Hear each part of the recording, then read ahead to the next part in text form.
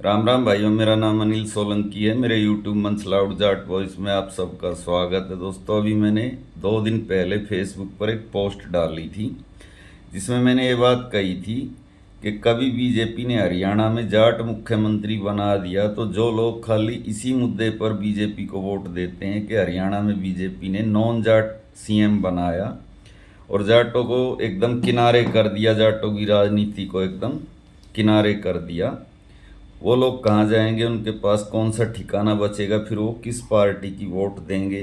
क्योंकि कांग्रेस में ऑलरेडी हुड्डा है और बीजेपी में भी अगर जाट सीएम बन गया तो फिर कहाँ ठिकाना है?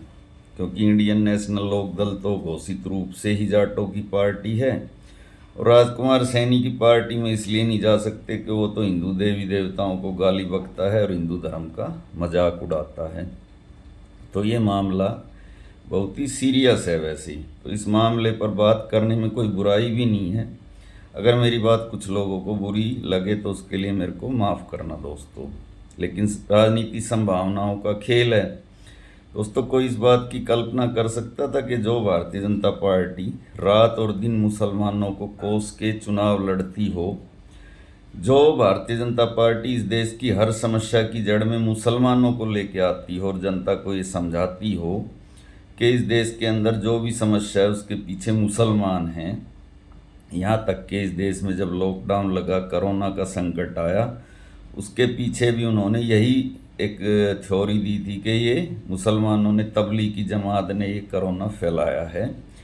वही भारतीय जनता पार्टी दोस्तों जम्मू कश्मीर के अंदर महबूबा मुफ्ती की सरकार में शामिल हो गई थी, अपना डिप्टी सीएम बनाया था, अपने मंत्री बनाए थे 2.5 साल, और फिर बर्खास्त भी भारतीय जनता पार्टी ने ही किया उस सरकार को। और दोस्तों, हरियाणा के अंदर जो बीजेपी जाट गैर जाट की राजनीति जम के करती है, उसी बीजेपी ने दुष्यंत चौटाला को डिप्टी सीएम बनाया 4.5 साल। ये अलग बात है कि बाद में 6 महीने पहले उसको धोखा भी दे दिया। और इसी भारतीय जनता पार्टी ने इस देश में एक जाट उपराष्ट्रपति भी बनाया। ये अलग बात है कि उसके साथ भी धोखा दे दिया। तो ये तो राजनीति है दोस्तों, चलती रहती है, समय के हिसाब से बदलती भी रहती है। इसी बीजेपी ने, जिसको लोग इसलिए वोट देते हैं कि ये मुसलमानों की विरोधी है, हिंदुत्व की राजनीति करती है, एपीजे अब्दुल कलाम को राष्ट्रपति भी बनाया था। तो जब एक मुसलमान को राष्ट्रपति बना सकती है, एक मुसलमान की सरकार में बीजेपी शामिल हो सकती है, तो जाट तो फिर भी हिंदू हैं। हाँ, ये बात सच है कि अमित शाह और नरेंद्र मोदी जी के रहते कभी जाट सीएम नहीं बनेगा, लेकिन ये बीजेपी हमेशा अमित शाह और मोदी जी की बीजेपी भी नहीं रहेगी, ये भी बात पक्की है। इसका नेतृत्व भी बदलेगा कभी। और जैसे लाल कृष्ण आडवाणी और अटल जी का ज़माना नहीं रहा, ऐसे इन दोनों का भी ज़माना नहीं रहेगा दोस्तों। और मैं आपको तथ्य के साथ बात बताता हूँ, दिल्ली देहात के अंदर बीजेपी को कोई वोट नहीं देता था।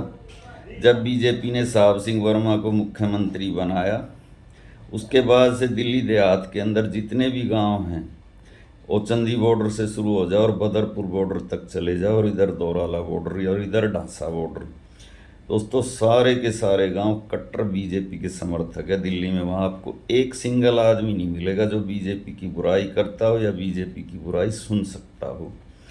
कारण वही है, साहब सिंह वर्मा का 2.5 साल के लिए मुख्यमंत्री बनना और उसके बाद वहाँ के लोगों का ब्रेन वॉश होना। और दोस्तों, हरियाणा के अंदर उल्टा है। यहाँ के जाट कभी कांग्रेस को वोट नहीं देते थे, लेकिन क्योंकि सोनिया गांधी ने हुड्डा को सीएम बनाया, तब से यहाँ के लोग पक्के वाले कांग्रेसी हो गए। तो ये समय के हिसाब से चीज़ें बदलती रहती हैं दोस्तों। मैं आपको थोड़ा सा बैकग्राउंड में अगर लेके जाऊं दोस्तों, आपने चौधरी भजनलाल का नाम सुना होगा। चौधरी भजनलाल हरियाणा के 3 बार मुख्यमंत्री बने। 12 या 13 साल वो मुख्यमंत्री के पद पर रहे। वो कोई बहुत अच्छे प्रशासक नहीं थे, उन्होंने कोई ऐसा काम भी नहीं किया जिसके लिए लोग उनको पसंद करें। खाली उनकी 2 उपलब्धियां थी, एक तो तोड़ फोड़ करके सरकार बनाना, विधायकों की खरीद फरोख्त करना, और दूसरा नॉन जाट वोटों को अपनी मुट्ठी में रखना, जाटों के खिलाफ राजनीति करके। इसकी वजह से वो बार बार चुनाव जीतते थे।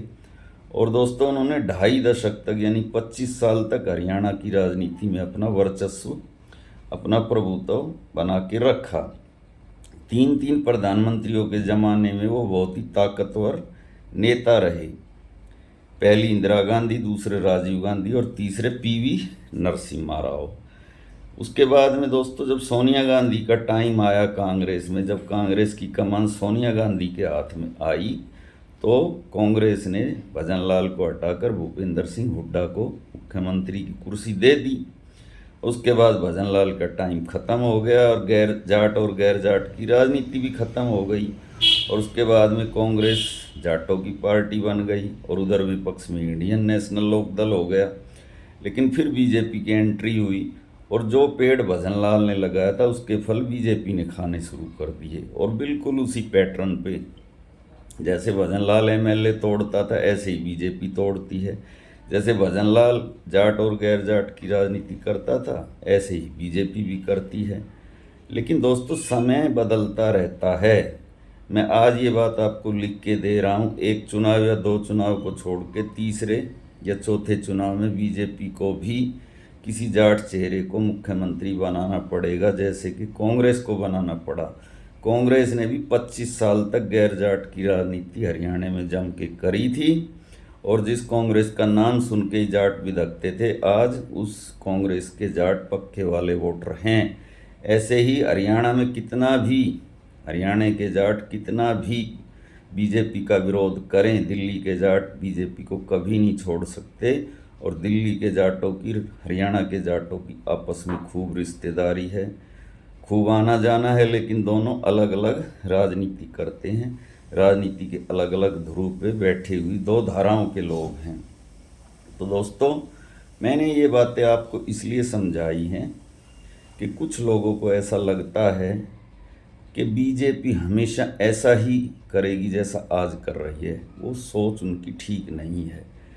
बीजेपी में नेतृत्व परिवर्तन भी होगा, कोई दूसरा लीडर भी बनेगा और उसके बाद में वो दूसरा लीडर ये सोचेगा कि हमने जाट और गैर जाट की राजनीति बहुत कर ली, अब हमको इस राजनीति को बंद करना है और हमको किसी जाट चेहरे को आगे लेके आना है।